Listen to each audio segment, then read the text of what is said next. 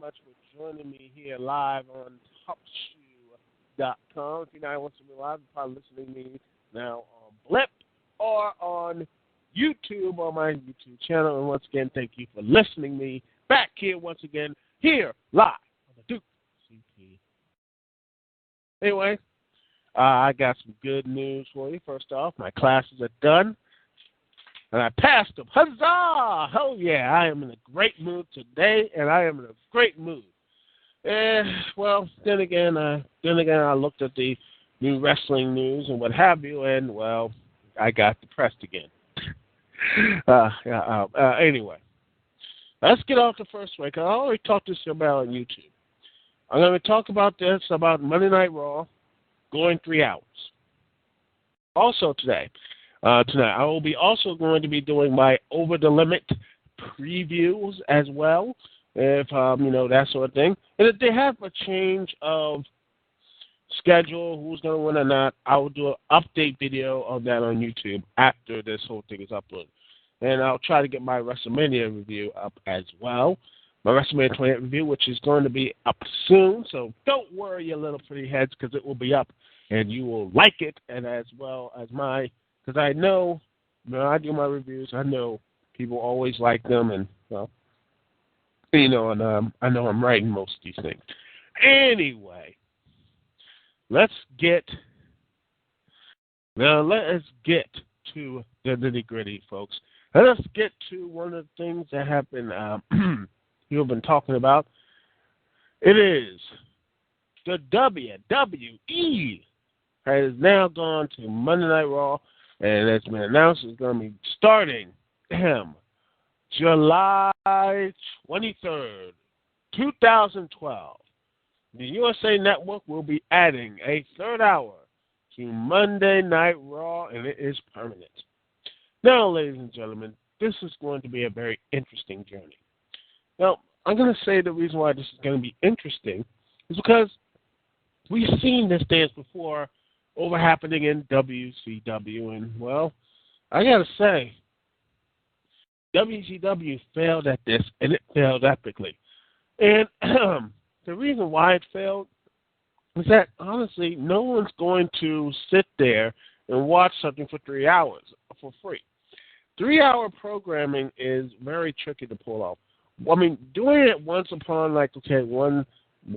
twice, what have you, that's fine. But when you do it permanently, it just drains. I feel like it just drains you. It drains the viewers, and it damn sure drains the creative guys, and as well as WWE. And not only that, how are people going to keep their interest of the pay-per-views? Because it is a Raw and SmackDown Super Show. And you're going to do another 3 hours of it. 3 hours of entertainment. And not only that, but you got to do all this, pay-per-view hype as well. I mean, let's look at it this way.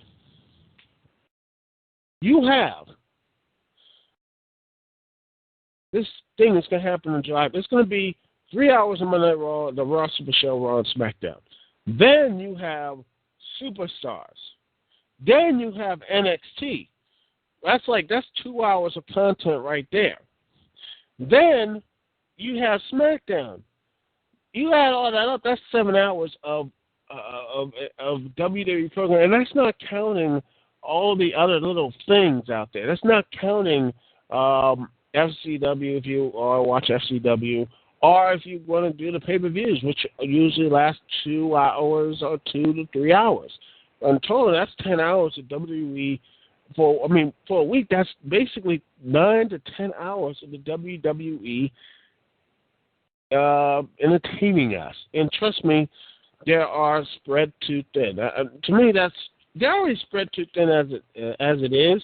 This will probably put it over the top, because let's be honest, some people say, we'll force them to get their younger and mid-card talent to do something.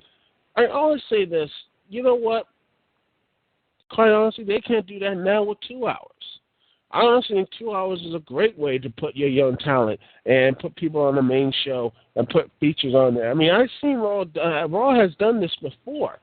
They have done it with 2 hours. Like, they've done it with less in some cases and everything else or what have you. I've seen it done. I mean, the WWE has built. I mean, they have ECW for once upon a time had only 1 hour, and yet they made their roster seem so important for that 1 hour than WWE did with 2 hours of Raw and of SmackDown as well. Then ECW, when ECW was still there as the brand and what have you, that sort of thing. That's the problem. They don't know how to manage their time well.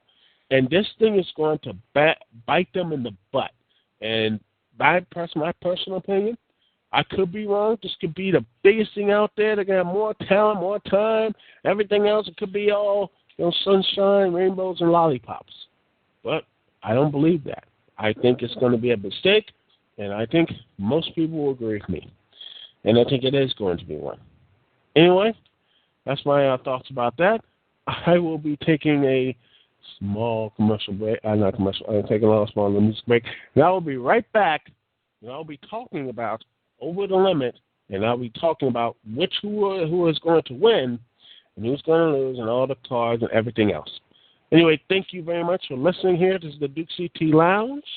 We're going to be right back right after this.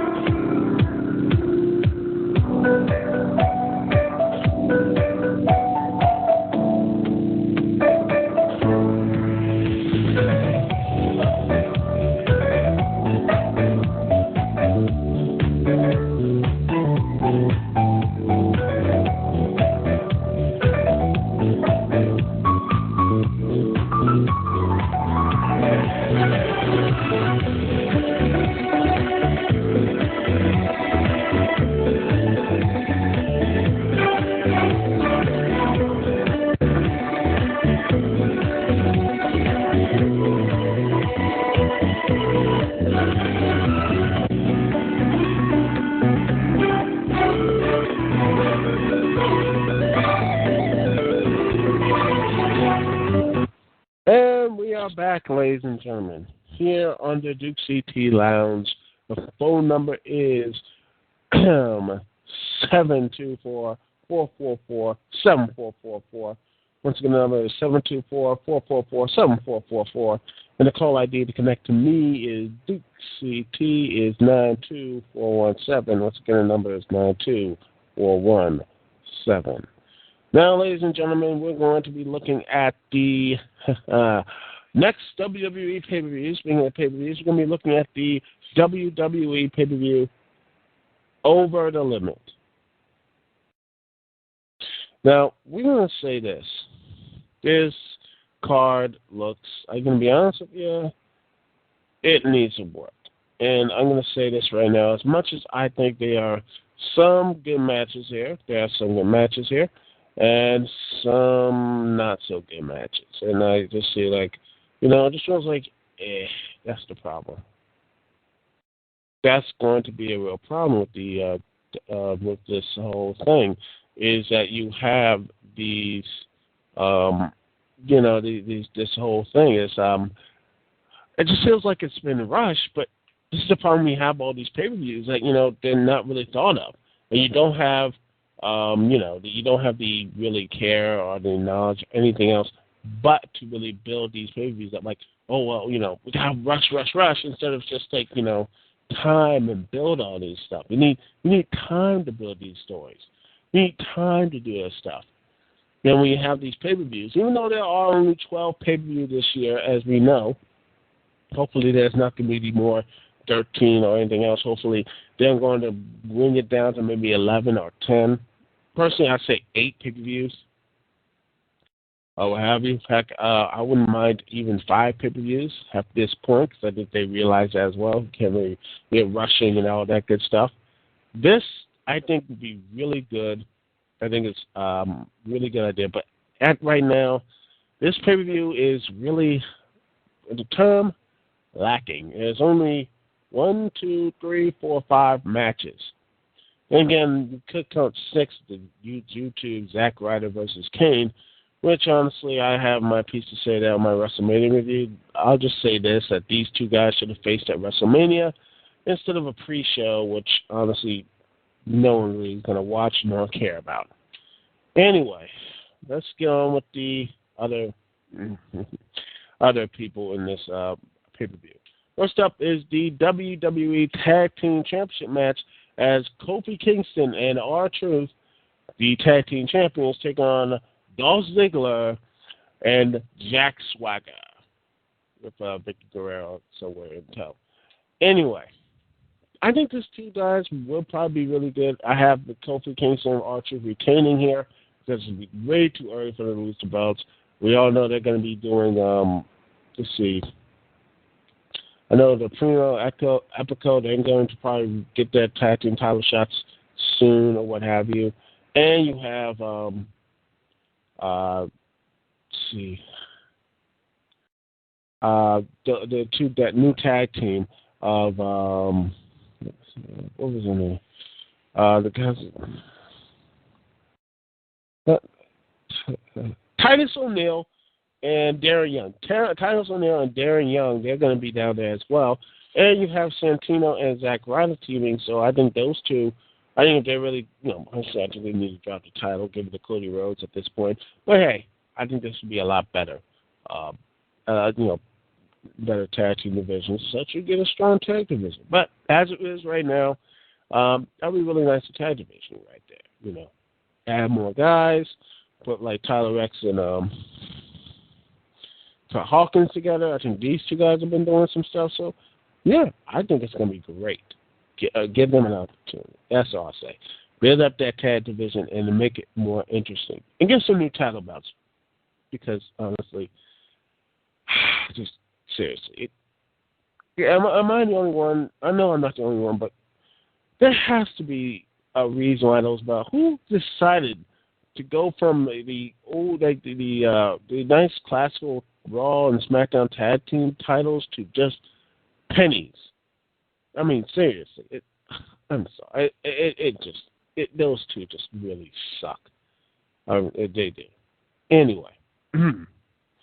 We're going to be also, let's look at the next match. We have the Divas title match as Layla, the returning Layla, will take on the former Divas champion, Beth Phoenix. I have to say this match could be a surprise because this Layla does have the capability to actually wrestle pretty well. Beth Phoenix can be really good. I think Beth Phoenix and Layla, they're going to be, I think these two might have some chemistry. I'm hopeful they do. And I want to see Layla retain here because it'll be too early for her to do something. But I will not be surprised if Beth Phoenix comes back in. But I'm picking Layla for the victory. I'd retain.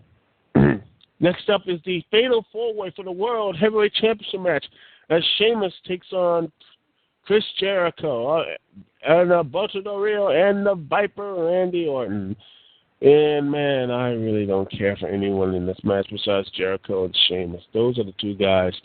And don't get me wrong, I love Randy Orton and Del Rio is great as well, but really, these two guys really need to shake some things up. Randy needs at least something to do to shake up his monotony. That's what I think he needs to do. Alberto Del Rio needs something desperately because we just see destiny. It's my destiny. Yes, we get it. It's your destiny. Shut up. Find something new to do. Say something interesting for once in your life. And it's sad that his ring announcer, Ricardo Rodriguez, is more over than him. People like him more. Heck, they even boo him more if they really want to or cheer him. People like him more than Alberto Del Rio. Was that by design? If that's the case, that'd be a pretty stupid waste of your talent right there. But honestly, it really does piss me off. Alberto Del Rio has just no real flavor. There has no real life to him anymore. He had life. He had flavor. And it's just gone. And Chris Jericho, as much as I like Chris Jericho, hopefully, I just really hope that after this whole fling with him and the WWE, hopefully he just leaves for good. I love Chris Jericho like most other people. I love him. I think he's probably one of the best in the world at what he does. But it's time for to move on. It's time for the guys like Sheamus and I think about the he's like 35 or something. I think he's going to retire in 3 or 4 years. So I will not be sorry. It's time for Sheamus. It's time for the Kingston, Dolph Ziggler, Zack Swagger, and Punk's time and Daniel Bryan's to shine, not Jericho's or Randy Orton's. It's time for them to be pushed aside. I think it's time for them to actually stop focusing on their talents. The reason why and the funny thing is, the reason why Chris Jericho left WCW in the first place is because WCW focused too much on the other established talents. The WWE needs to start establishing talents. If they don't, well, like WCW or not, they will.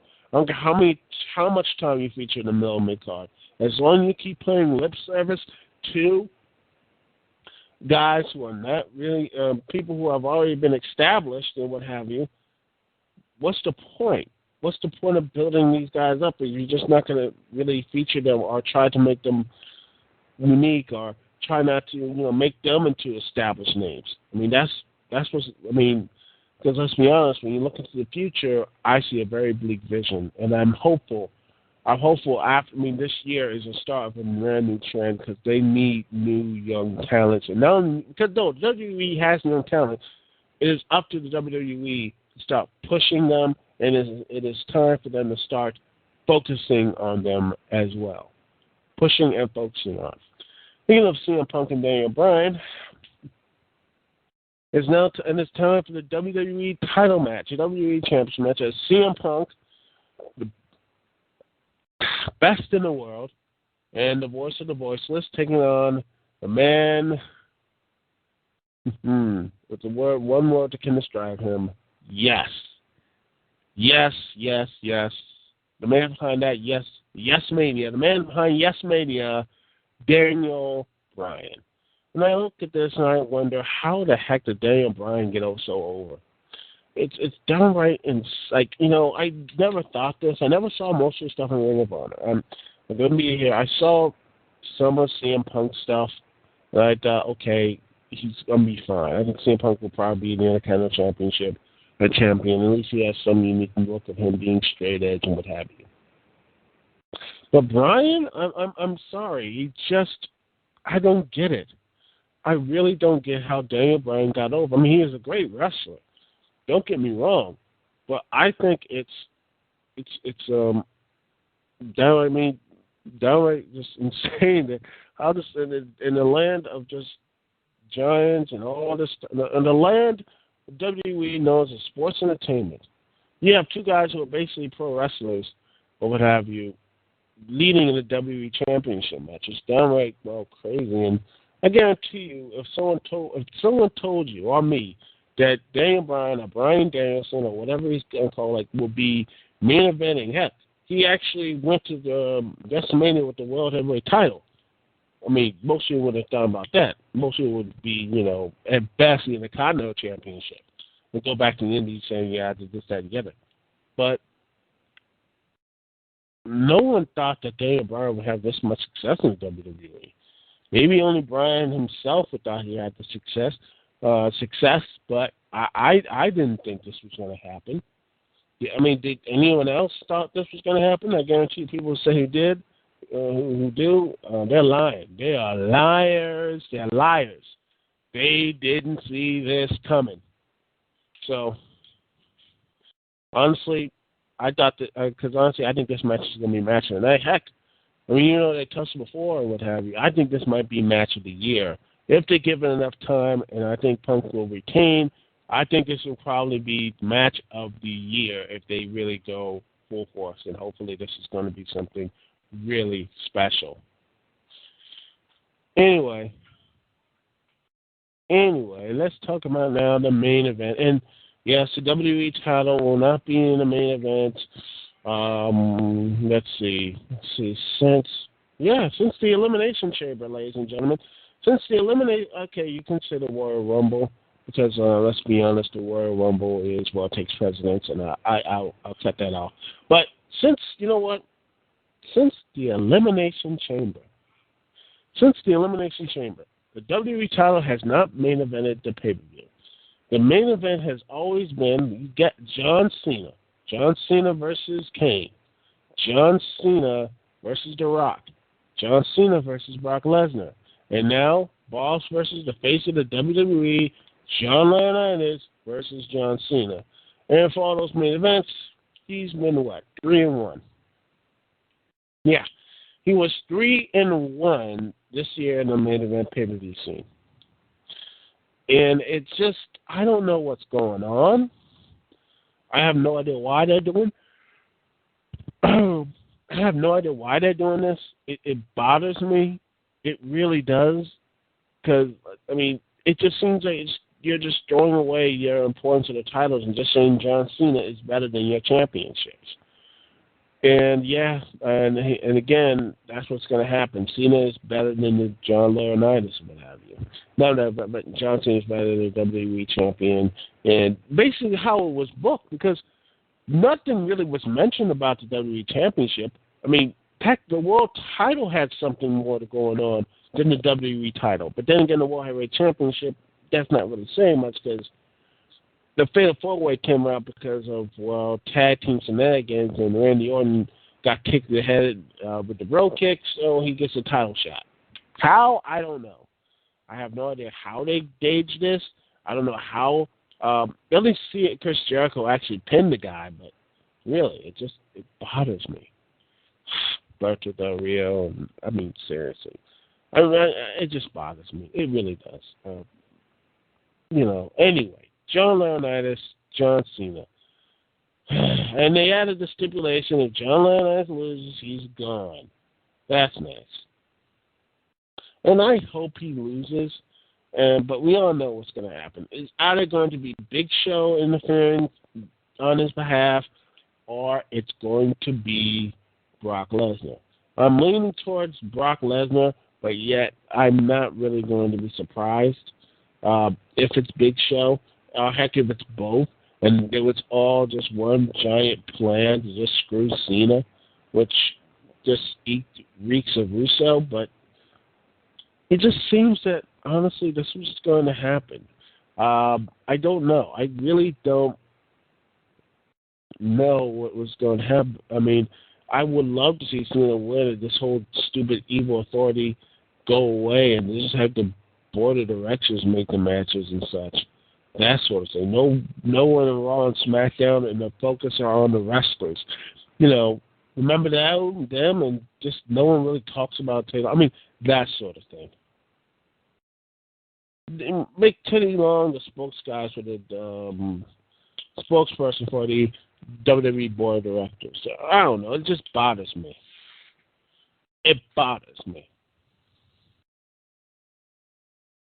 But anyway, I want to see Lauren, but I see Laurinaitis coming back with some type of cockamamie reason. I don't know, and I really just don't care. I'm tired of the storyline. I'm tired of this stuff.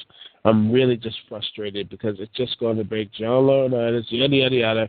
They're going to drag this out probably to the next WrestleMania or Survivor Series. I mean, I wish they just realized that, this whole evil authority figure, just cut the cord. It's time to just cut the cord, stop it, and just move on and try to actually start building the talents of wrestlers instead of just doing, the evil authority story again. I'm tired of it. And I guarantee you most of you guys are tired of it as well. Anyway, that's that's a show for this evening. Thank you so much for joining me here in the Dukect Lounge. Once again, I'll be back again next week, and I will be talking about more things as well. Also, I'm going to be talking a bit more about video games next week, because next week I'll be talking about the whole Diablo 3, DRMs and everything else.